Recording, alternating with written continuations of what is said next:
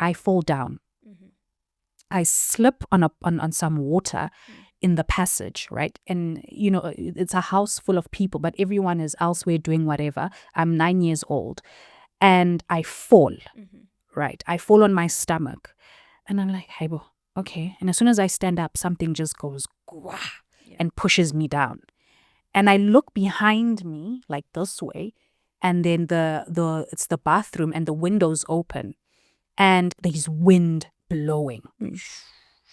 And this spirit has me and I want to go, mommy, and then it takes away my voice and I can't scream and it's pulling me back and it's taking me with it.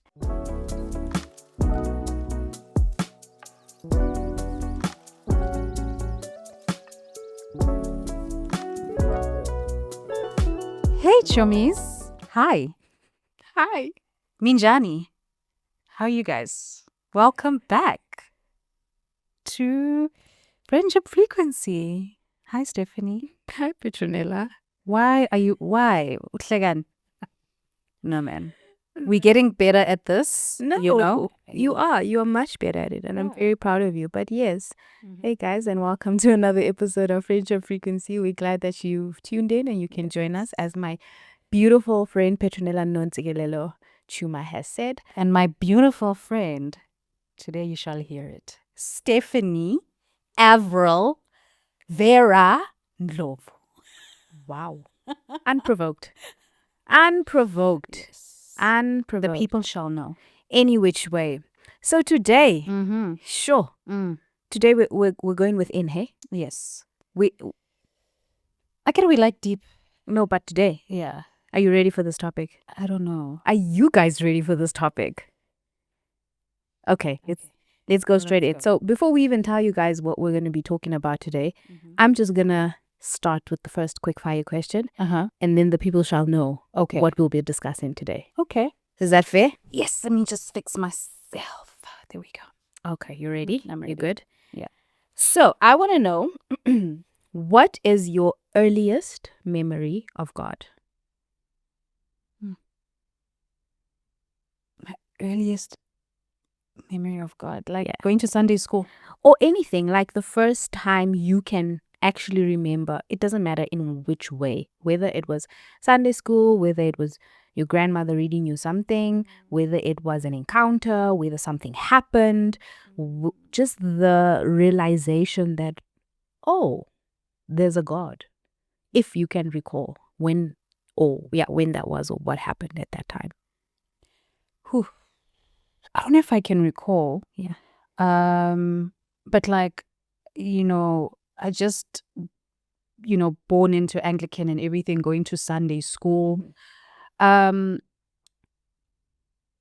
Maybe I would say maybe at 9 years old, I had an encounter with him. And I had... What was that encounter? Do you want to share? Not right now. Okay. Yeah. But at 9 years old. And I think at that time I used to even go to like Saturday Saturday groups where we would have Bible studies and all of that. And then on Wednesdays at school, one of my favorite teachers, she, after school for 30 minutes on a Wednesday, if I'm not mistaken, she would teach us about Jesus. Okay. And it's because of her, I had this thing. It was what she taught and how I overcame that encounter. It's quite a deep one. And no, that's fine. If you're not comfortable sharing it, that's fine. I'm definitely comfortable sharing it. We're not using a certain word in this episode. Okay, but okay, fine. So you want to unpack it later? Yes, please. Okay, that's fine. So but you don't want to know about me when mine was. You want to ask me. Stephanie, when was the first time you encountered Unkulunkulu? Wow. Like your... No, okay, so for me, I think also Christian home, etc. But I have very vivid memories as if it happened yesterday. Okay. I would always dream about God. Oh. And to this day, and I must have been, I want to say 4, 5, definitely like under 6, right? Yeah. And it's so crazy that however many years later, almost 30 Yeah. or 28 years later, I can still remember Yeah. this reoccurring dream that used to happen. And in my dream, so what would happen is I go to bed, and then in my dream, I would fly. I knew how to fly in this dream, right? And I would fly up to God's house in heaven. Stop. But he lived in a shack, like a Okay. wooden shack, Okay. like a very small, just like he just Like had a shed. like a shed, not Yeah. even a shack, a shed. Yeah. And I would go there, fly up there, and I would knock on the door, Yeah. and God would like welcome me in. Oh, wow. And then he'd be like, "You ready?" And then I'd say, "You ready?" "I'm ready." And then we would fly around to different houses answering people's prayers. Oh my. I can remember this dream because it was a dream that happened so many times. Yeah. It's embedded in my brain. So we would Yeah. go around and we would answer different prayers, and I would fly with him. God also Yes. knew how to fly. So the two of us are busy flying. Yeah. Then we'd go to Mang Mang's house, that person's house, this person's Yeah. house. And then at the end of the evening, we fly back to the shed, and then I leave him there. Then I'm like, bye, see you tomorrow. And then that literally is my earliest memory of God. Just that he lived in a shed. Yeah. He knew how to fly. I Yeah. also knew how to fly. And the two of us were buddies. That's my earliest memory That is so of beautiful. God. I know, right? Aw. Yeah. So that's I mine. love that. Okay, so how you mentioned a little bit about the fact that you grew up in an Anglican home. Yeah. And so who introduced you to God or your faith? The Anglican side. Well, just I mean, God. okay, so my grandmother definitely. I grew up going to church. You know, Anglican from Botswana, Yeah. even here. We were a family that used to really go to church on Sunday. So Ugokwami definitely introduced me to Christianity, shall I say? Anglican. Anglican is Christianity. You know, Yeah. what about Denomination. denomination? Yes. So I also so we both grew up Yes. Anglican because I also So for grew up you, in an Anglican church. when did you guys then? When were you introduced to Pentecostal. Pentecostal? It was much later. So my entire childhood Yeah, was Anglican. yeah. I want to say maybe somewhere towards like high school, but maybe like around grade 10 or 11. Really? But the crazy thing is, I think my parents were still going to Anglican. Uh-huh. And then I ended up going to my first Pentecostal church because I subsequently ended up dating this guy that was in a Pentecostal church. Was it because of him? He And took you there. So then, yeah, I got introduced to Pentecostal church through him. Okay. And then my brother, I think he tagged along or Yeah. something. I can't quite recall, but then he also, but it's not to say that during the time I was at the Anglican church, I didn't have Pentecostal experiences. Like Okay. I would visit Pentecostal churches, but we grew up in Anglican. St. Francis Anglican Church. Okay. Right. And then only much later did I go to the Pentecostal side of things. And then Yeah. my parents joined a Pentecostal church, even after us, like later. Then, yeah, I don't know really the timelines, but it was Yeah. definitely after we were really like in varsity or something like that. And how was that? The switch? Yeah. It was very... Especially for like your parents. Imagine them growing up their whole lives. Yeah. Anglican. I think my mom, because my mom was raised Catholic. And then she transitioned to Anglican when she married my dad. Okay. And then Pentecostal came much later. But I think that for my dad, it was maybe a little bit harder in a sense. Okay. I think he missed Anglican a lot more, and Pentecostal was very different. For me, I don't recall actually having difficulty adjusting to the Pentecostal way and side of doing things, because like I'm saying, it's not like it was my first experience in a Pentecostal church. We had visited like family aunts and whatever who went to Pentecostal churches.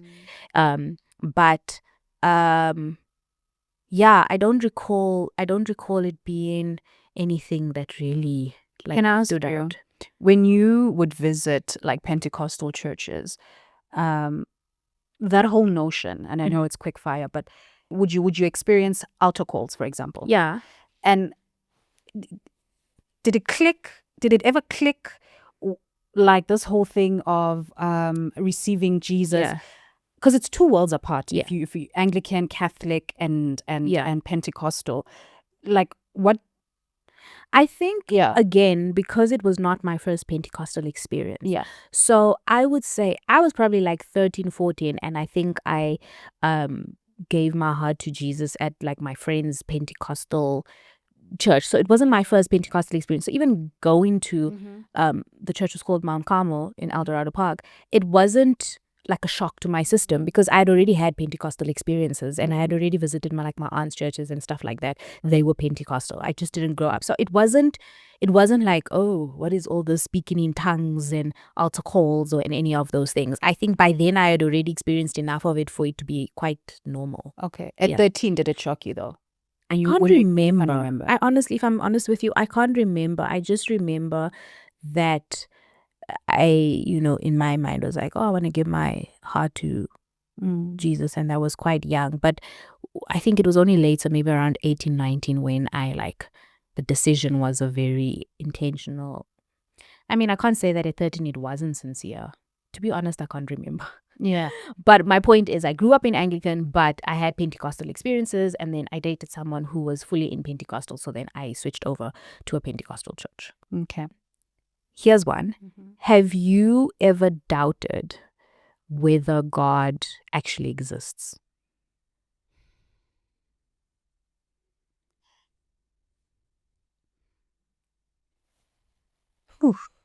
Have I ever doubted God's existence? Just the existence of God. I know there's many other things we're going to get into, Sure. but like that there is a God. Have you ever thought to yourself, God does not exist? Or question, does God actually exist? No, actually. If you put it like that. Okay. Thank Same. you.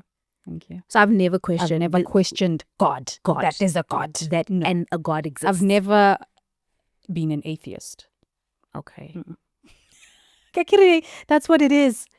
They what? Like there isn't anything, no higher power, no nothing, no God whatsoever. That's That's being an an interesting atheist. conversation though, because if you're an atheist and you don't believe in anyway, let's No, carry on. It's not Carry on. part of the What did you want to conversation. say? No, it's fine. Don't worry. Okay, very last quick fire question before we get into our discussion. Have you recently, a couple of months ago, or in the last few years,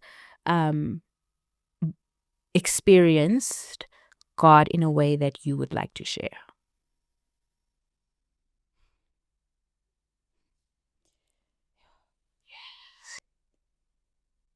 Yo, please ask that question again.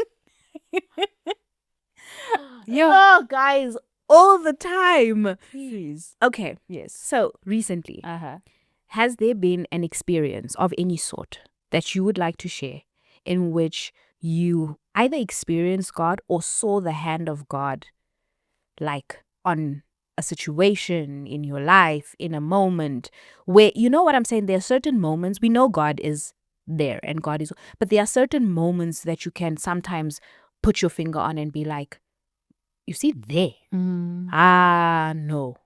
You see there, if there was something like writing on the wall that God literally orchestrated a certain thing, has there been a moment as such? There have been many moments. My mind is going, which one can I share? The one that comes to mind is, so I have this thing where, I mean, it's been, as you know, things have been hard on my side, right? In terms of, let's say, finances. And I'm always like, I'll be worried, Uguti, what's going to happen tomorrow? Yeah. And there's this whole thing, you know that verse in the Bible that says, don't worry about tomorrow, for tomorrow has its own worries. Yeah. And literally I've picked up this mindset of, if I only have enough for today, that's okay. Sure. Because tomorrow, it's in God's hands. Yeah. And literally that's how I've been surviving day by day. Yeah. Uguti, it's okay. Like, for example, I'm like, no, as long as the kids have 1, 2, 3, 4, 5, I have today. That's today. Do you know what that reminds me of? What? The Israelites in the wilderness. So okay, God provided for them miraculously, like through manna. Yes. Manna, like Yes. provision was, but it was daily. Yes. So it was this daily provision, and they had Moment enough, by moment yeah, provision. they had enough for the day, and the next day he provided again. And there's a scripture in the Bible that speaks about if the birds have food, Yes. and if the birds are clothed, Yeah. how much more, Yes. I'm probably butchering that scripture, but I'll Yes. find it. But how much Yeah. more you who are my child will I Yes. provide for? And that's a beautiful picture Mm. of his divine daily provision. Even the Lord's Prayer says, give us this day our daily bread, Yeah. right? So that speaks about daily provision. Mm. And I think that then just your faith must deepen as a result of that, because now you don't know, but you have faith Yeah. for the fact that Yeah. tomorrow will be Yeah. seen. And for some reason, listen, it does, like, it annoys me. It's annoying and everything, but for some reason, he will touch the people he needs to touch to come through. Yeah. Sure, that's beautiful. Thank you. Thanks, friend. Do you have anything like a recent Yeah, moment where I can really see God's hand? Yeah. Also, many examples that I've really been able to see God's hand over my life, but I think probably more recently with the passing of my dad. I think that one, yo guys, can I tell you, nah? I'm not you see here. You see like everyone will think Steph is not emotional, Steph whatever. But you see there by my dad, that's how I know Yeah. I'm still not where I need to be. No, Anyway, friend. but I think definitely with the passing of my dad, because that Mo, please, can you give me some tissue? it's okay, I don't need. It's okay. Thank you. Okay, so I think for me, with the passing of my dad, definitely I saw God's hand, because you get to the point where you yourself, you know, in your own, we haven't even started there. So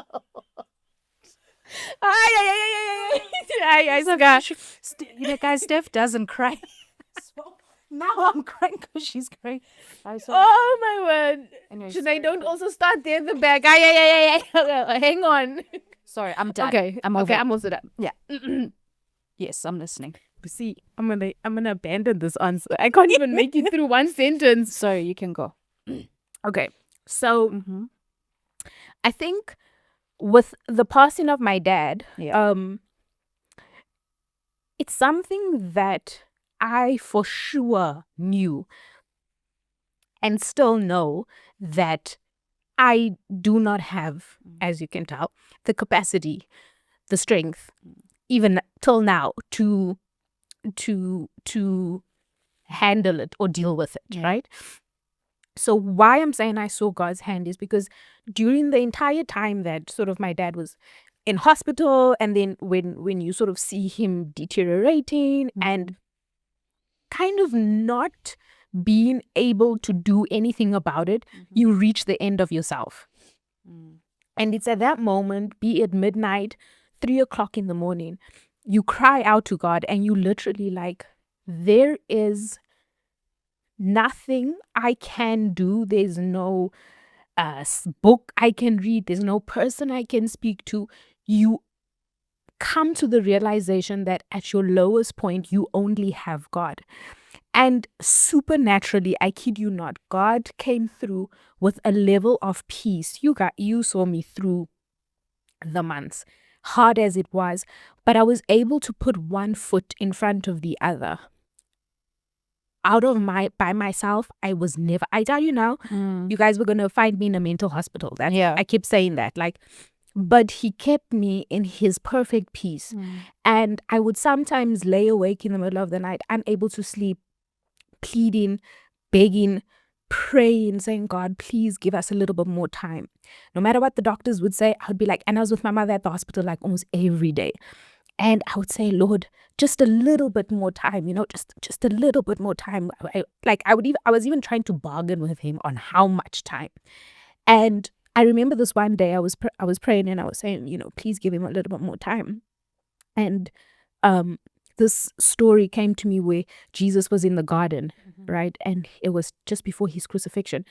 and in his flesh, he started to sweat like blood, right? His vessels were popping. That's how he didn't want to be crucified. And he said, Lord, if possible, let this cup pass me. Jesus himself, in his emotions, said, if possible, let this cup pass me. But then Jesus says, but Lord, nevertheless, let your will be done and not mine. And then the scripture says, and God sent an army of angels to comfort him in that moment. And when I was crying out, I remembered this story and I went to go and read it. I can't make this up, guys. I swear the peace that settled on me in the Lord, your will and not my will. At the end of the day, give me the peace to accept whatever it is that is going to happen. And moving forward from there, I think I was able to take every day only by the peace that he had supernaturally given, So it's obviously still hard. I'm obviously ways away from actually having dealt with it. Yeah. And I think whether you or our other friend is here, Shanae, guys, they're in the background, I'm sure you're just like, whoa, because you don't see me cry. You don't see me share these emotions. And it's not because I'm hiding it in any way, shape, or form. But I know that in my prayer closet, when it's God and I, that's when in the last few months I've encountered it. And you know that there's other things that have happened simultaneously with the passing of my dad. Yeah. So there's no way I could be standing.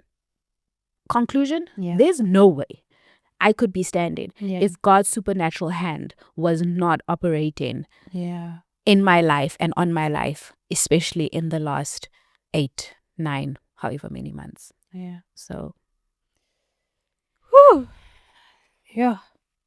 Well done. my gosh, that was hard. Wow. That was Wait, guys, I must go to therapy. I can't even talk about my dad anymore. Anyway, moving on. because it's only been like what, 4 months? Is it 3 months? 3 months. It's been October. 4 months. 4 months. Thank you, friend, for sharing that. That was beautiful, and I know that took a lot. Yeah. Your dad was, as we know, he Yes. set the bar very high. He was, yeah. And how I know, like, because of everything that you've gone through and are still going through, how do I say this? I've been saying to you, Uguti, you have grown so much. And it's so crazy that we made a comment in one of the episodes that had I been going through what you are going through, I would be on the streets. But in fact, because we've shared other like conversations, your relationship with God has grown so much even more. You have gotten to know him even more. Yeah. And I think in this, with everything, you've actually even seen his face Yeah. in everything that you have gone through. And it's crazy. Yeah. And I just want to say, like, you could have taken different routes and whatever, but thank you well done for leaning in and pressing and letting him take over. Oh, thanks, friend. I mean, I posted something the other day where I said grief is either going to push you away from God or push you towards God. And then I said, and I'm so grateful that it pushed me towards him because I have never been closer to him more than I have in this time. But yeah. Okay. Alrighty. We were supposed to leave these deep moments for now, but we continue. As always. Right. Yeah. So we're now... Guys, first of all, let's start. Do I need a sip of water? Okay, have a sip of water. Because, So, we're going to talk a little bit about our spiritual journeys, right? That was a good introduction. Yes. And when I speak about our spiritual journey, like how it has evolved, some of the things we've had to overcome, and where we are now. That's basically what we want to discuss, right? Okay. We also want to discuss that it is within the evolution of our different spiritual journeys that we actually ended up having, probably to date, our biggest argument. First? Hey? It was our first. Actually, our first. Because we've had And like it was different... we had like disagreements or something like that. But we, up until this point, had never had a fight. And it was real. It was deep. It was deep. So let's start with you, because because marriages come from you. Okay. Recover. Yes. Okay, So, with me. so let's start with you. Sure. Speak us through, particularly your we want to speak about sort of My journey with the Lord. Your journey with the Lord, as condensed, but of as course. impactful. I think we need key moments. Key moments. Yes. Okay, so remember we spoke about Anglican. We spoke about my teacher teaching me about Jesus on a Wednesday after school. Yeah. And then at 13, and then there was an encounter that happened. And in England now we're in England, my dad doesn't go to church, so there's no one going to church and all of that. So I get introduced into Pentecostal church by my cousin, and the only reason I actually even end up going to this church is because there's a dance group, and I used to do dance. I was not good at it, but I did dance. And then I got a shock of my life because so it was all of that. And I was like, I'm about to see a snake, something's about to happen here and all of that. So I had a shock. Unlike you, I was literally, well, you said you couldn't remember, but I was thoroughly going from Anglican. Yeah. You're like, what is this now? Father, Son, and Holy Spirit. Yeah. You know, that vibe. So I was like, so at 14 years old, I give myself, I accept Jesus as my Lord and Savior at 14. At 15, I'll get baptized in water. And then what the first thing that happened to push me away from God is is the fact that the peer pressure. I'm 16 years old. I'm in acting school with the British kids and all of that. They are more outspoken, you know, and I felt like I was left behind, all of these things. I then will have sex. I was like, why? Because I always wanted to wait, like, oh my gosh, virginity. I think that's when then the first pull away from God happened, is because I felt like I committed a big sin and all of that. I'll come back to South Africa. Don't go to church for some years until, and then I'll find a church and all of that. So that's just quick. Okay. My walk with uNkulunkulu and stuff.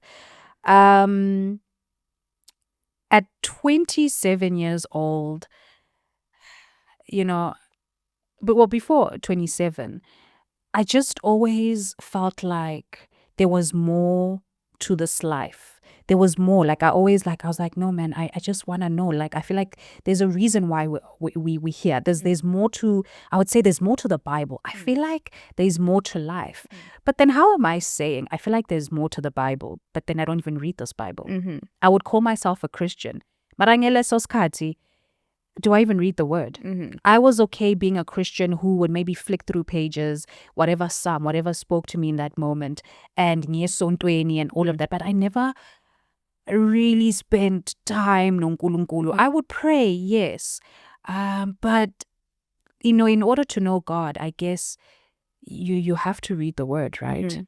So the big thing that happens now, at 27 years old, I will meet my partner at the time, and my partner at that time is an atheist, and he would say to me, have you even done any research?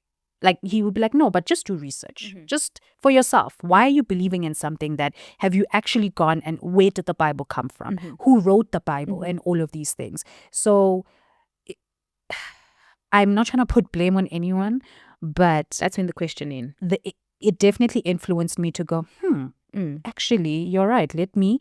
And then now at 28, I don't ever recall even going to church, because this is where now I started deconstructing. And sorry, can we define deconstruction as you understand it to be? Because I was doing a bit of research, because I was also like, hey guys, you know, sometimes we speak and use these terminologies that we don't fully understand. And it was actually news to me what deconstruction is versus what deconversion is. And I thought deconversion was deconstruction. So maybe we differentiate between the two and then you continue from there. So for myself, I think when I say deconstructing, is now pulling apart the Bible, pulling apart and now doing research in terms of like, how can 2 by 2 animals go into an ark and things like that, and like now I'm pulling apart. But in all of this, as I was, guys, spirituality, you guys are gonna forgive us because there's so much we want to talk about. But you would say to me in this time when I'm busy deconstructing, deconversion, whatever it is, you would say to me, my friend, it's okay. It's okay to have questions, but it's okay to do research. But you correct me if I'm not, if it's not verbatim. But be careful in the manner in which you're doing your research. You're telling God that you've got questions and answers, but it seems like you are more looking to disprove Him and His existence. You're not, but instead of proving His existence, and that's the route I was on. I was saying, what is your motive behind it? Because if you're, I think this is how I said it. Yeah. It's good to ask questions. Yes. God wants us to ask questions. Yes. And if you sincerely go to Him with these questions, but are you asking? I wasn't even going to Him. Are you Number asking? one. Yeah. So are you asking the questions to disprove Him? Because then that is the answers you will find. Yes. Or are you going honestly questions to actually get revelation from Him? Yes. That proves His existence. I was what doing is the the motive? opposite. What is the motive behind what you're doing? I wouldn't even go to Him. I wouldn't go to Him. I was looking to disprove Him, if anything. So I think then that started the ripple effect of everything else to come. But before I carry on, is there a time for you as well where you doubted Him? Did you ever deconstruct, whatever? What deconversion? Okay, deconversion. So what I found just quickly on the internet is that deconstruction is more about starting to ask questions. Okay. Right. Especially when you were raised in a certain home with a certain belief system, and deconstructing is kind of now when you start going, hang on, then I believed because that's how we were raised most times. But then you get to the point where you start asking questions, you start like saying this doesn't make sense to me, etc., etc. That's my understanding more of like the deconstruction. It's not necessarily means that you abandon the faith. So I thought that deconstructing always means you abandon the faith, but a little bit of research helps. It doesn't necessarily. It might end up being that you abandon the faith, but it doesn't always mean. Then there's deconversion, where you all together through deconstructing, asking questions and everything, then you now decide, you know what? Through my research, questioning, and what, I now do not believe in the existence of the Christian God or whatever religion it might be, and therefore I'm walking away. That's like a deconversion, right? So I don't believe that I ever had a deconversion. So I've always been Christian. I've always remained Christian. But now that I have a different understanding, I would have said I've never experienced deconstructing. But now when I think about it, I'm like, oh, actually, I have had a season of deconstructing in the sense of questions, where I think it was in my 20s. I think it was early 20s, around 23. I just first moved out of home. Also, guys, to be honest, I think my deconstructing, Sinead, I think my deconstructing was also because I knew I was moving out to catch on, and I didn't want to be held accountable, and I didn't want to have convictions and things. So I was just like, sure, please. So I also think the motive, the hard posture there was questionable. But in any case, I moved out for the first time, and that's probably also stopped going to church. That's also, I think that's probably when I started going, hey, wow, this, let me just start. And I also started asking questions about the Bible, about some of the things we instructed to do and not to do at the same time. Because now, I'm also delving into certain, like the law versus grace, and just a lot of things that I just believed because I grew up in a home where I believed it. But to be fair and to be very honest and to be very real, I think that my deconstructing or my questioning was not necessarily to disprove the existence of God, nor was it even because I was genuinely interested. I just wanted to live my best life and not be held accountable by God. Yeah. Or I didn't want to answer to him because I knew now I'm going to go and do my best. And sometimes I must go to church. I said I don't want to be that level of hypocrite. So all of a sudden, I'm questioning. But actually, you were living your best life. But I was actually just, I wouldn't call it no, my it best. wasn't. It wasn't my best life. Then I just didn't want any accountability. Sure. And that's why I think that season for me was one where God was like, oh, because did I not learn my lesson thereafter? But we moved because at least I was not with you there, my friend. Yeah, what I mean, I know she couldn't hold herself. She's like, what do you mean? What do you mean? Anyway, yeah, so that was me. Okay, yeah, if that makes any kind of sense. Yes. But you continue. Okay, so yeah, I mean, now you're on your so now we deconstructing, deconversion. So I was both. So, yes, I was deconstructing and I deconversioned. Version, right? Here's where we are in your story. Yes, my friend. You now meet your partner, atheist. He starts to say, have you researched, questioned, etc., etc. Sure. Meantime, you're coming to me with all of this, saying, my friend, this is what's happening, this is what I was thinking, and so forth and so on. I start asking you the motive behind it, but you're now on a path. Talk us through that path. Is it path? Journey. That journey. Because it was a journey. It was a journey. Yeah. We always need a moment for these things. Okay. Now, what would happen even before like meeting this partner I was with? Before then, I was someone that would dream. I'd get dreams here and there, not like, here they'll pop up here and there where I'm like, and certain things would like happen. Like I would dream of funerals, like if someone's like, and it happens and things like that. And so I started going, what's happening? And so then I go through a journey. Pet. Speak, man, Koluma. Awa. Oh, I'm sorry. Are you gonna edit again? Wema. Okay, she's like dangling a carrot. I'm not 15 minutes. I need to. I don't want to rush it because you know me. So before meeting, my partner, who's an atheist, and I started going on this journey. I don't want to say influenced, but I'd have dreams or whatever it is and stuff like that. And so what I then, I don't know what propelled me, is that even the English, to go onto to take the route that I took. But I started going, I feel like there's something going on with me and I don't know what's going on with me, right? So now you must understand, now because I'm deconstructing and I've walked away from the Christian God, yes, I'll be like, no, I do know God exists, but I don't believe it's Jesus and all of that anymore. So because now I've walked away from that, I've now opened doors to other stuff. And what I started doing is, I think the first thing that I did, if I'm not mistaken, is I went and I saw a psychic. Right. I went and I saw a psychic and I told you about it.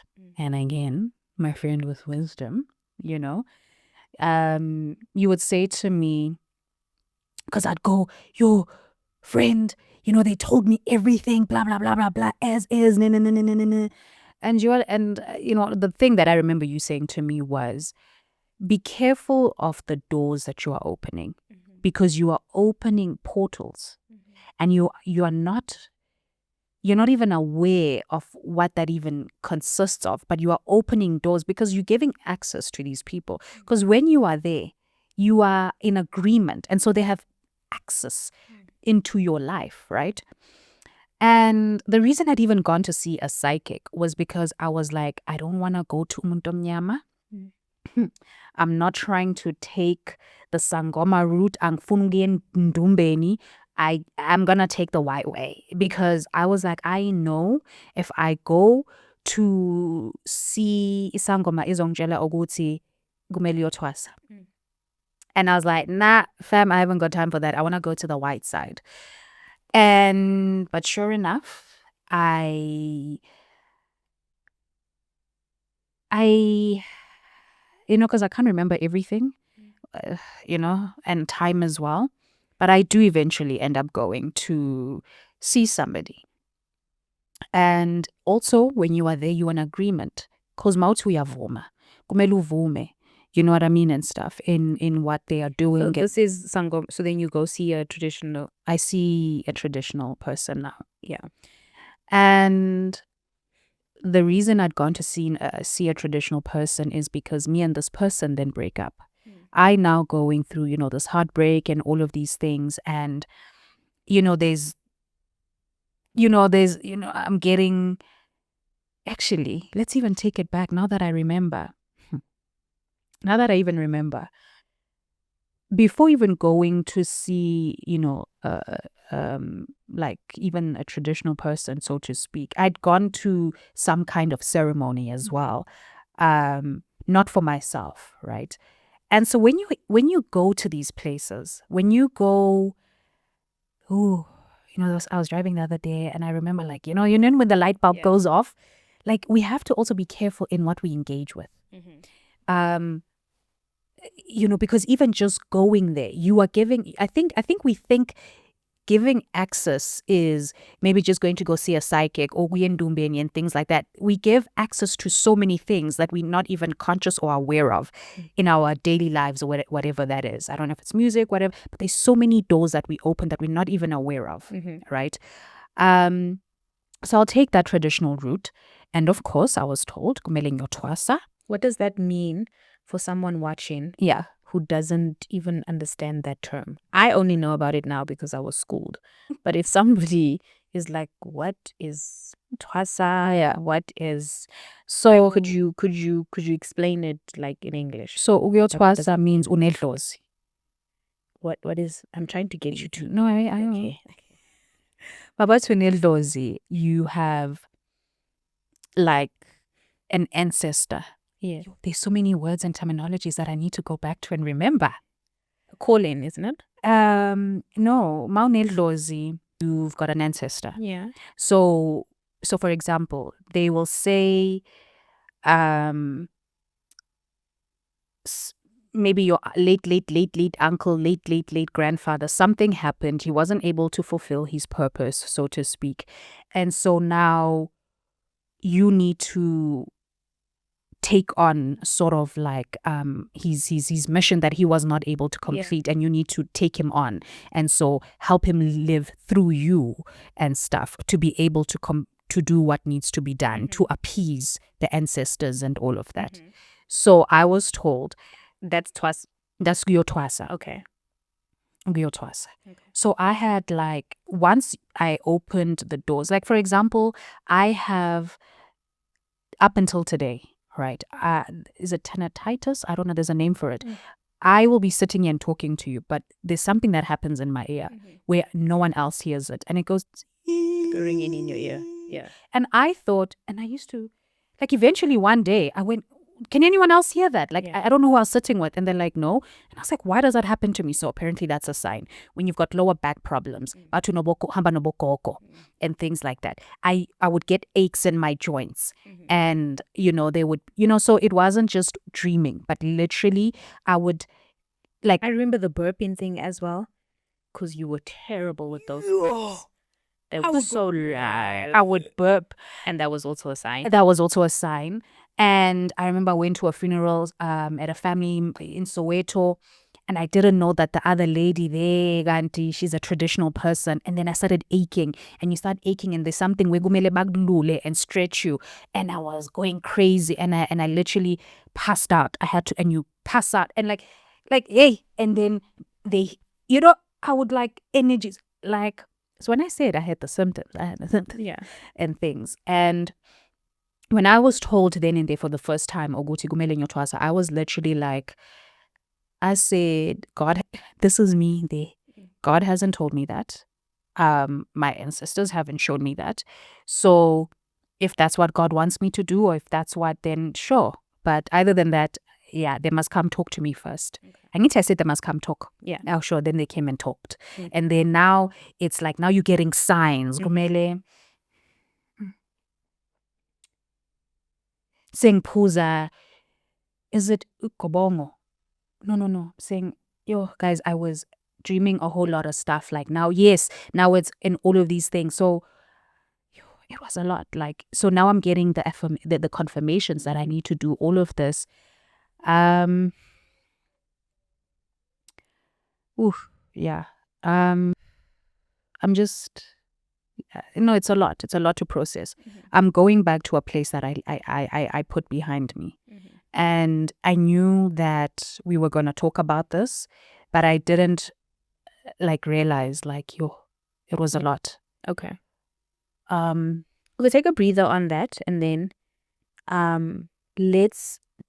okay.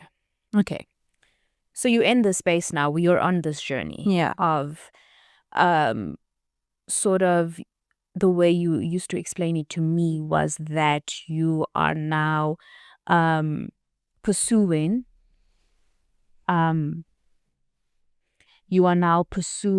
sort of your African spirituality. That's the term you gave me. I also want to disclaim in this episode, the disclaimers. Guys, every time we speak on Friendship Frequency, we are sharing our experiences, our journey. It's never ever meant to like speak about someone else's journey. So I'm going to speak versus what we went through, what you went through, you're speaking about that. But at this time, so you were like, this is what you've deconstructed, and you've abandoned the Christian God, Christianity, the authenticity of the Bible you did not believe in. You will correct me if I'm wrong. Jesus was not God, is not God. So you kind of had a full kind of, this is not what I believe, and what I'm pursuing is what you called it, this African spirituality. And at the time, you were told that this is what you've been called to do, but you had at first rejected it, and then you started to pursue it when you started to get all these confirmation signs, etc. that was happening to you. Sure. All of which, can I also add, through this, we're still friends, which you can imagine is very interesting. So maybe we can talk about that and how this now affected our friendship. Now you have Steph here, Christian, born again, and still very much trying to understand. I think my first thing was I was trying to understand.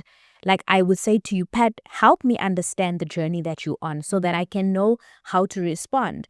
But it was difficult for you to explain it in a way that I could understand. So we ended up having quite a bit of like butting of heads, because imagine my whole life that we've been friends, or the entire time rather that we've been friends, we've had the same belief system and so forth. So now I'm trying to understand.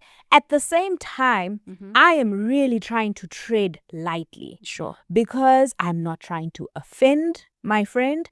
I'm also not trying to be disrespectful. And at the same time, my friend is also coming at me kind of with the notion of like Christian people, when it comes to African spirituality, having this closed-mindedness that it's demonic. And that was never ever, you know what I mean? So I remember it was quite a bone of contention, because I would say to you, at no point did I say that this is demonic. I am trying to understand this journey that you're on. And because there was this constant back and forth of kind of going, okay, fine, how do we get past this, right? Cue our fight. Should I start it? Start it. Okay. The year is 2022? Yeah. You're pregnant. So, even. And all of the context was everything we just explained. So, before I go into our first fight, at this point now, I've now accepted. Yes. So now I've accepted this journey. Nginomsamo endlini. That is. Umsamo in the Christian Yeah. terminology. Yeah. An altar. An altar, yes. Then I was like, how dare you call it an altar? Yes. It wasn't an altar. It was, I wanted to say it was a place that I put aside to acknowledge my ancestors. Okay. Where you light your mpepo, you light your candles, whatever it is that you And use. you kept telling me that there's a difference between worshiping ancestors and acknowledging ancestors. And you were not worshiping your ancestors. You were acknowledging your ancestors. Yeah. And because so there I'd have my Bible as well. Yes. And my devotions. Yes, all together. Yes. God light my candles there. I'm with my Bible, my devotions. And then at the same time after I've prayed and I put my lapis on and things. Yeah. And then I would then Twasa? Patla. Yo, guys. Shame. Oh no, Twasa's the other one. Hey. So now I'm patlaring. Yes. Yo banbani and things like that. And so now cue our first fight. Our first fight, there's a family function at my house. And you know, I'm the host, so everyone is there and whatever. I bath last. So as I'm in the shower, my friend is in my room. We've never hidden anything from each other. I can open cupboards, I can do whatever. But now umsamo is a place that is sacred. Let's go back to my state of mind then. Umsamo is a place that is sacred. In fact, even today, if I had to see someone, I don't even go close today and things like that. Not because I just, right? So umsamo is a sacred space. No one is just because it's you, yourself, abagini and all of that, your people and all of that, or whatever it is. It's a place you pray. It's a place where you pasha. So as I'm showering and whatever, Mugel here is good because now I've got whatever it is that I have there and things like that. And so my friend goes and she's looking and she goes, oh, okay. And then she goes back to the bed and she asks me, so what's that? Blah, blah, blah, blah, blah. I don't know how I answered her. She lost it. No, I didn't. Remember, I'm slow to things. Like I didn't rip your head off then. Mm-hmm. So the party's over. Everything happens. What did you answer me? What did I say? You basically said, hey, my friend, also, why are you there within? You didn't rip my head off. But did I say that? You said, you're like, why are you there? You're not supposed to be there. Why are you there? And I was kind of like, because again, we've never hidden anything from each other, nor did I know what it was. And I was asking what it was about. And you literally, the thing you said was like, why are you even there? You're not supposed to be there. Why are you there? That's what you said. Okay. And then we went, and we left it at, and I was like, okay, we didn't resolve it. That's how it just ended with you asking me, what was I doing there? Really? What do you think you said? You think you just I think I was digesting it, ne? And then I think I said, no, it's other things, I'm herbs and whatever. Because at this moment I didn't know. No, and then it's fine. And then maybe you said both, but I know you said, why were you there? And then you said, is it? But you did ask me, why was I there? Is it? Yes. And then you got home because this is now like there was tension, I guess. Yeah. And you felt like something. So you came home, had a conversation with Hungs and things like, I think I upset Pat or whatever it is. And on my side, I'm going, now I'm like, why was she up in my business? Yeah. And then I don't know how long after that, maybe, I don't know, but I will come around. So I came around to the house and my friend was on the bed. She's pregnant. And I don't know, we'd been chilling and whatever, but I think I brought it up and I was like, listen, I need to have a conversation with you about something and I'm not happy. I said to you the word, this word made a pregnant woman lose it. I said, why were you snooping in my stuff? And then my friend was right then and there, like, then it became you crying. No, the crying came at the end, please. And I was also hormonal, please. Yeah. But if we go back to that, it wasn't so much about the word or even how you were saying, but this was already a build up, and you will correct me if I'm wrong. So this was a build up, guys, of me. We were trying to navigate and be there for each other. And I didn't know how to show up for Pat. At the same time, what we're leaving out, because the story is very long, is there was a lot of moments where we would have a little bit of just this underlining, like, not resentment, but like contentment towards each other. Because I would send her something that's Christian and she would be like annoyed by it because she would feel like I'm forcing. This is the second fight, my friend. But prior to that, my friend, I'm not talking about that. I know which one you're speaking about. But prior to that, every time we would have conversations about African spirituality, Christianity, me trying to understand it, you kind of going, I can't explain it to you properly because I don't fully understand it. I'm also trying to understand it. Me trying to find out how am I supposed to show up for you and support you. At the same time, I'm also trying to figure out it almost felt like at this time, it felt like my very existence annoyed her or offended her as a Christian. And it was then when she was like, why are you snooping? Now, as she said earlier, we hid very little from each other. We always had this freedom to always be able to, it's just the type of friendship we had. We had very little boundary lines when it came to our spaces. You came to my home, you would eat, you would open the fridge, you would eat comfortable. I would do the same thing. And I felt that it was unfair that I didn't even understand what that meant, and you expected me to understand that I was not supposed to be there. When I then said to you, how do you call it snooping? When first of all, I don't even know what that is. I saw a mat, I saw candles. I was like, this is new. In all the time I've been to your home, I've never seen this. I was like, okay, I have no idea that I'm not allowed there, guys. I don't know. How was I to know I'm not allowed to go there?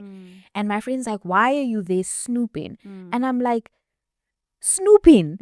And then I start getting more like worked up because I'm saying to you, I'm trying to understand you and this journey that you're on. And I'm trying at the same time to respect you and the journey that you're on without necessarily having to agree with it or kind of and it was this whole thing of why not just accept it even if you don't understand it. And I was like, because you're my friend, I want to understand the journey that you're on. I want to understand why you find yourself on this journey, and it was important for me to understand it as opposed to just saying, okay, that's your journey, cool.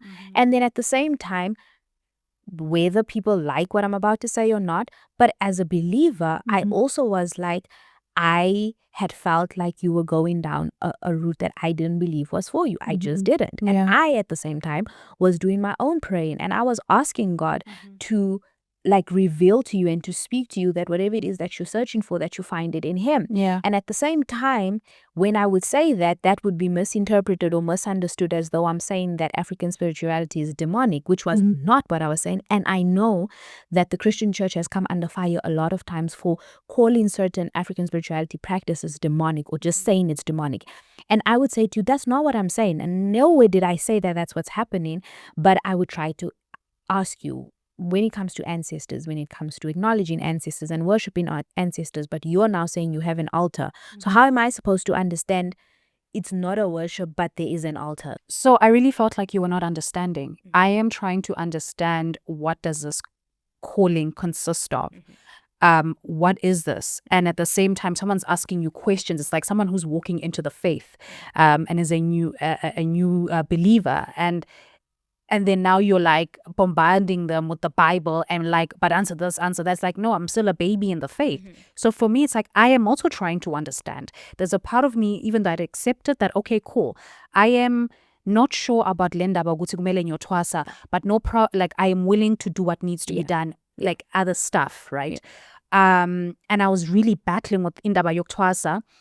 And then yet, because you care about me and you're asking me all these questions, whatever it is one believes in, we're always going to defend whatever that is. So I was very defensive. And you were defensive. But at the same time, it's like I felt like you're on my neck, and I'm like, and I know what you're doing as a Christian. I'm just like, just leave me alone. And so for me, also something else we need to also add to the story is that now, I did very well I've done well in my career, and I've never if there's been moments, 6 months without work or whatever, but God has always provided, right? God has always been there. So now what happens is that because I leave a stable income, now I no longer have a stable income, which now pushes me further into this calling, because now you're told ukuthi you're going to get sick, uzohlupheka. And now I can see ukuthi vele sengiyahlupeka. But before I hlupheka, right? What happens in English? The people always ask me, guys, please put descriptions. We're not following. Sorry. What is it? Suffer. So what happened is that before, I was at Rhythm City for 4 years. Before Rhythm City came to an end and all of that, God was even faithful, even when I was not worthy. Even God was always faithful, even in my mini lukewarm Christian self, but he was always faithful. He always provided. He was always there. So now what happens is that Rhythm City comes to an end where I have a stable income, right? What do I start doing? Now, remember, it's when I won the SAFTAs. I bought a house. God still came through to say, hey, listen, you've gone to see a traditional person. You bizubona na nama psychics. Yega. I'm still here. I got you. But that was not even enough for me, because I was like, I don't want to get just 2-3 jobs. Why am I only getting 2-3 jobs? Now, the faith and the hope and the being still and leaving it to him, I didn't do that. I wanted to take the steering wheel of my own. Added on to now, I've got symptoms, I've got signs and all of that. Nyahlupeka blind. Indlu yami that God blessed me with. What do I do with indlu yami? With the SAFTA, all this? Nyoibiga matunyeni. Right? Ukbiga matunyeni means you going and thanking the ancestors for giving you this house. And God's like, Haibo, I'm opening all these doors. I'm looking out for you. I'm looking, and yet And for example, even this gift, when you ask people, where do you think this gift of Ugbona to see visions? No, it's my ancestors. God is the only bestower of gifts. God blessed me with that house. What do I do? I'm going to now, thank you, Mang, for giving me this house and all of that. Wozani zohlala, and all of that. Now a house where, Guningi, you see, the story is very long, right? So now I don't book anything. Now let's go into the year of 2023. Now this was the year. 2023, I don't book a single job. 2023, God gave me a word, right? He said to me, I want you to leave all of this. I've seen everything. I've seen what you've done. I've seen all of this. Now I want you to forget about what calling you have. Forget about where it was. I need you to forget about everything, everyone. I need you to focus on me. And I said, okay, Lord. 2 seconds in, you're busy focusing. But what was that even focusing? Do you think I read my Bible? Do you think I spent time with him? No, I didn't. Because even though I was like, okay, Lord, yes, I'm focusing, but I was still more interested. I think because another point we should add is I've always dealt with an identity crisis, right? And so I felt like accepting my African calling was acknowledging my black side. I thought it's what made me black. I'm a black person. I'm a black woman. So therefore, I'm proud to do this. Ngumuntu omnyama. Right? So there's all of these things that play into this, right? So, and then 2023, I'm like, yes, God, I'm going to focus on you. But jiggy, I'm out here. I've got a door wide open that I'm still entertaining. I literally lose my mind in 2023. Like, senyahlanya. Because I now, within all of this, there was a fight, there was a battle there was a warfare happening. Because I was like, but even though I had deconstructed, I had deconversion. Yeah, that one. Yeah. Anyway, that one. Deconversion. There was still a fight. There's something that kept saying, but this doesn't make sense. This doesn't make sense to me, because I'm like, it seems like you have to jump through hoops. You have to do all of these things. You have to do so much. And yet, in the traditional space, there is so much that you have to appease, you have to do 1, 2, 3. Like, there's so much that you need to do. And yet with God, it was just believe in me. Yeah. That's it.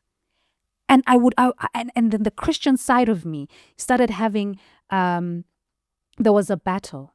Now, to go back to the beginning, right? Because I just remembered now. To go back to when I can't remember your question about when did I encounter God.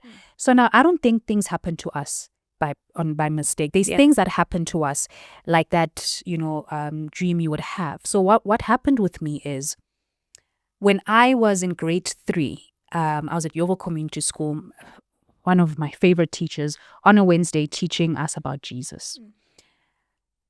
I think this might have been the first time really learning about Jesus, actually.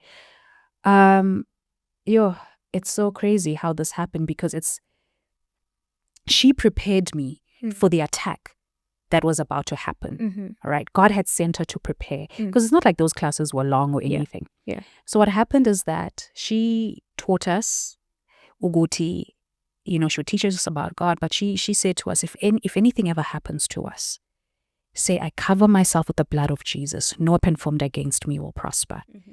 And I said, okay. And she kept she'll always teach us that. So one day what happens is that we're at our family house in Yeovil. It's like maybe around 8 o'clock at night, 7, 8, and people are still up and whatever. What happens is that, long story short, I fall down.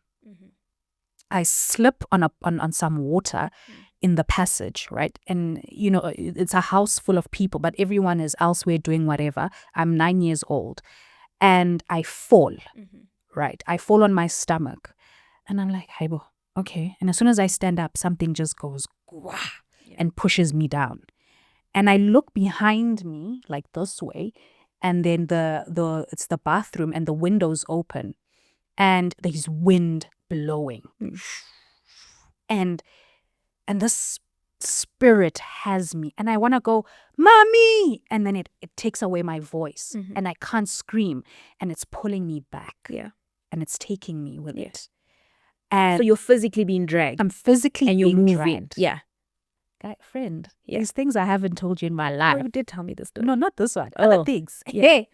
I'm physically being dragged. Yeah. Right? And this thing is taking me. I can't scream for help. Yeah. It has me pinned down. And literally, I remember what my teacher taught me. Yeah. And I go, I cover myself with the blood of Jesus. No weapon formed against. And then I promise you, that thing really, as soon as I said Jesus, that thing released me. It just released me, and as it went, it says, we'll come back for you. And when I was deconstructing, when I was here, walked away and everything, I remember I was by traffic lights going home, and then God reminded me of this. And I was like, and it was like, remember. Yeah. There's something about the name Jesus. Yeah. Why? Why did it only release me then? Yeah. So there has to be. It's not just this far-fetched. There's something about that name. Yeah. And so as I'm going through this thing, this 2023, this mental warfare, I'm like, I'm being reminded of that encounter. I'm being reminded of so much my experience with the Lord. And then I'm also looking at this one, Ian Confuser. And there's something you said you would say, Uguti, when there's confusion. I don't know if you remember. Guys, Pat remembers things I say that I don't remember. What Is it? When there's confusion? The God is not a God of confusion. Oh, yeah. That. Yeah. So then, therefore, if something is like just okay, there's peace with it. Disorder. Like, is it disorder? Is that the word? What? Chaos. God is not a God of chaos and confusion. Yes. Yes. What? Yeah. And that's what I was battling with mentally, because I was so confused. I was like, begunini. So it's 2023, I say to you, because now this is where you're sending me Stephanie Ike Okafo. This is where I'm like, interpretation of dreams. This is where you're sending me all of these things. And literally, I say to my friend, I think it was around March of 2023, I say, I think I need some space. We broke up. We did. I said, I love you. I'll be in touch. Yeah. And we'd check in here and there and stuff like that. But I said, I need her to back off with her Christianity. Yeah. And I am also doing, like, I'm out here doing the most for my career. Like, I'm going to all these classes. I'm having, like, aklangani. Nothing is coming together. I lose my mind. I literally lose my mind. And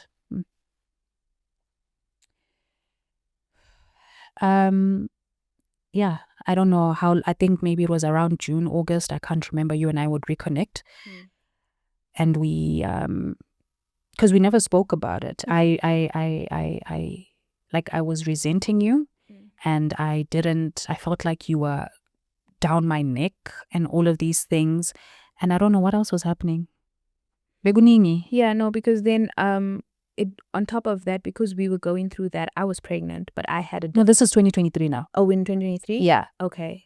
No, I don't know what else happened in 2023, but by the time we reconnected, I was trying to figure out from you also, or I was asking you if you felt like I was Bible bashing you, or if I was, because you kept saying, you're down my throat, you're down my neck, I need space from you. You just keep like forcing, and I don't understand, and you're making it worse. And I started to feel kind of like a little bit guilty to a certain extent at that time, because I was like, that was never my I wasn't like intending to Bible bash or to, I was trying to understand so that I could support you, however support might have looked, right? And so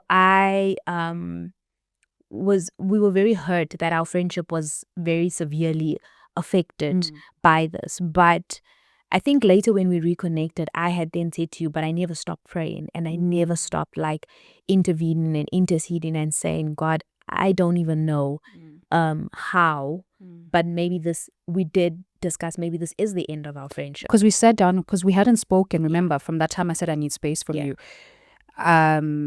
There was a lot of hurt there, and we sat down at my place for 6 hours. And even after that, we didn't come to a conclusion of, it's basically, I remember in the car, it was like, we'll see about this friendship. And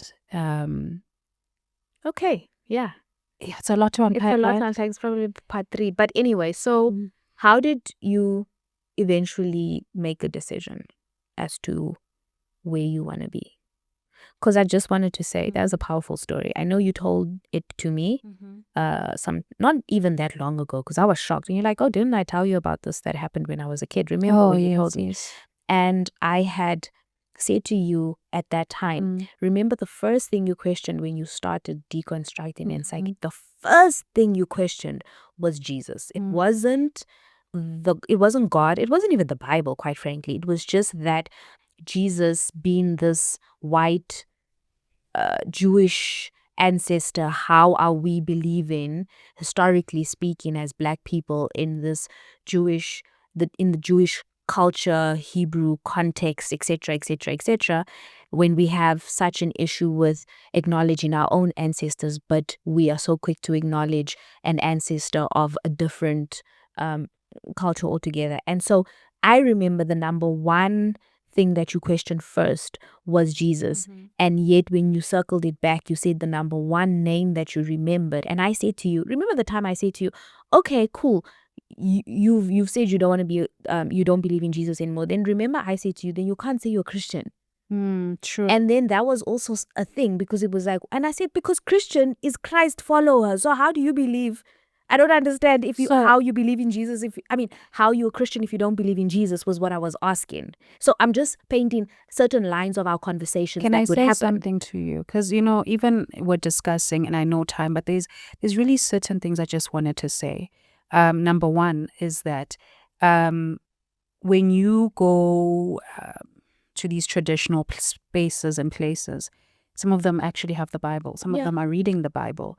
And that's the part that confused me the most. And I'm saying with the blood, and I go with the blood of Jesus, and then yet, so a lot of, and I think what the misunderstanding that I think people have in the traditional space is we want to interpret the Bible to fit our narrative, and we need to interpret the Bible for what it truly is, and not understand it to fit into what we want it to do, and what it is that we believe in, but believing in it as is. Because for some people, I think because they think they do both. If you truly understand what the Bible is, and if you truly understand who Jesus is, there is no other way. There's nothing else that you need. He is the only way, right? And something else I want to add is I share my story to say, I was going through all of these other things and symptoms. But I know people currently in my life, and there's a lot of people are hurting.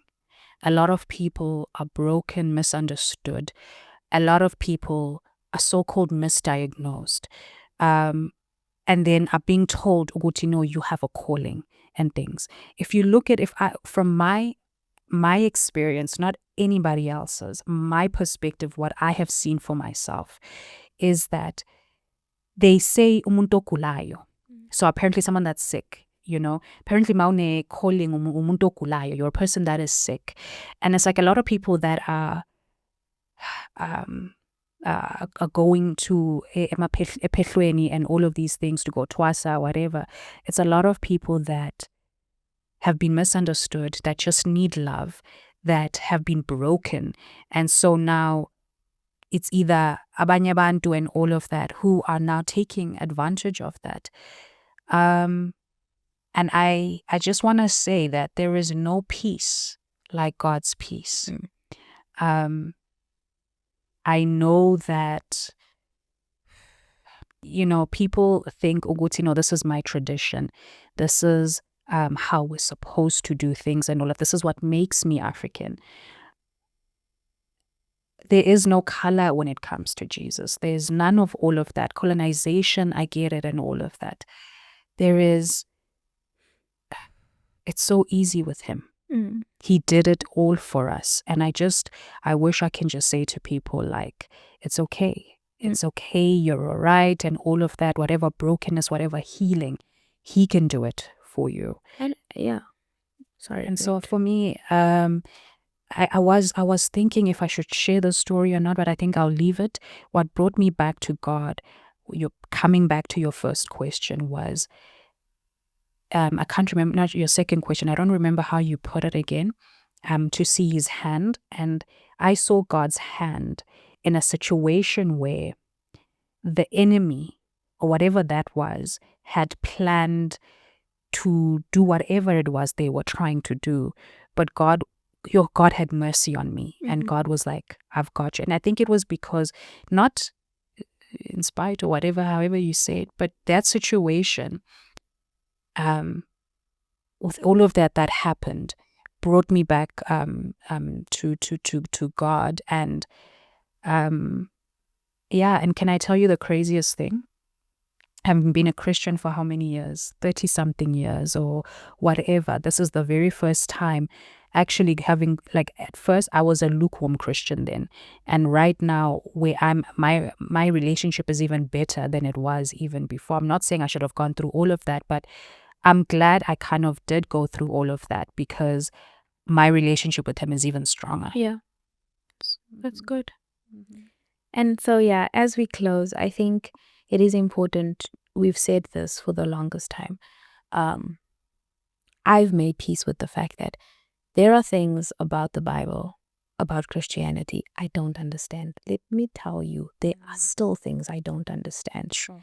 But there is a level of faith that I have built up where I'm like, in spite of not understanding, and I don't need to understand it, because how dare I try to have my finite mind understand an infinite God? I cannot understand the Creator in all his ways. I cannot understand the things that happen and don't happen. And I have become comfortable when people ask me questions and I don't know the answer, saying, I don't know. Yes, that is a very good point. How did you start with this and ended with this as according to your Bible? I don't know. But you know what? My faith and experiences have moved me to believe in, despite the fact that we don't understand. That is exactly what faith is. And I have stopped trying to understand God. I always try to understand his ways, the way in which he makes things happen. There are many questions I have for God. I still ask him those questions. Sure.